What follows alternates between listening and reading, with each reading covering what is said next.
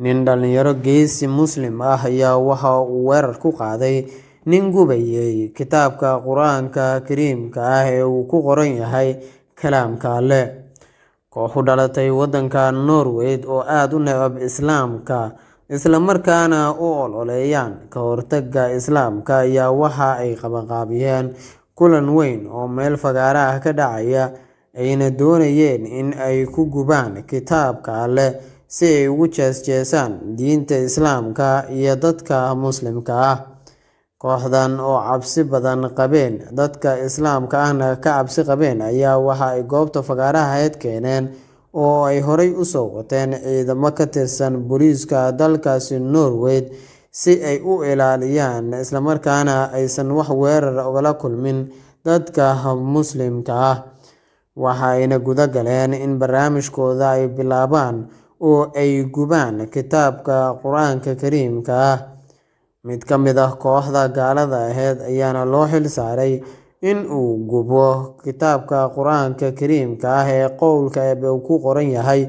waxaana aad u ilaalinayay ciidamo booliis ah oo la socday, iyadoo ay daawanayeen boqolaal qof oo goobtaasi fagaaraha ahayd ku sugnaayeen si ay u arkaan gubitaanka kitaabka Qur'aanka Kariimka ah ee kalaamka Alle. Mid ka mid ah dhalinyaradii Muslimiinta ahayd ee goobtaasi ku sugnaayeen ayaa waxa uu adkeysan waayay ninkan gaalka ah ee gubaya kitaabka Qur'aanka Kariimka ah, isagoo ku booday ninkii isla markaana dagaal la galay. Ninka gaalka ahaa ee kitaabka gubayay ayaana naxay, aadna u khalkhalay markii uu arkay ninkan ku soo boodaya ee soo dulmaraya askartii ilaalinaysay, isagoo kitaabkii uu gubayay cabsi darteed u tuuray ka hor inta uusan soo gaarinba wiilkan Muslimka ah ee dhalinyarada ahaa.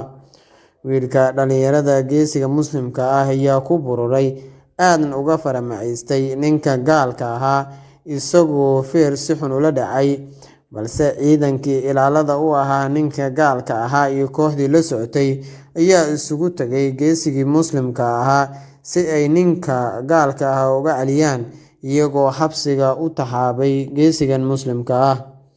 Culimada caalamka iyo dadka Muslimka ah ayaana aad u soo dhaweeyay falkii geesigaasi Muslimka ah uu sameeyay, isla markaana ku tilmaamay geesiga qarniga.